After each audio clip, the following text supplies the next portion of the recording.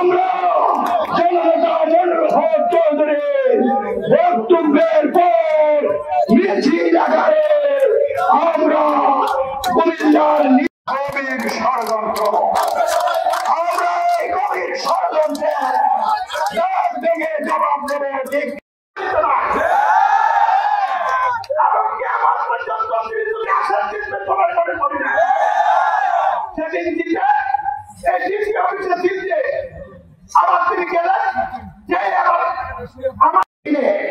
শিক্ষা প্রতিষ্ঠান আছে, আমাদের যে আদর্শ হয় সেটাও আমাদের আছে।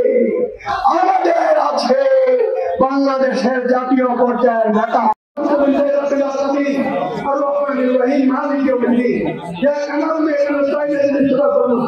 আমাদেরকে নির্ধারিত মঞ্চের সামনে উপস্থিত করেছেন, সবাই বলেন আলহামদুলিল্লাহ। আমরা যে জন্য কষ্ট করে এসেছি সাথে একবার আমাদের কুমিল্লা সদরের সাথে, একবার আমাদেরকে লাকসামের সাথে, একবার আমাদেরকে নাঙ্গলকোটের সাথে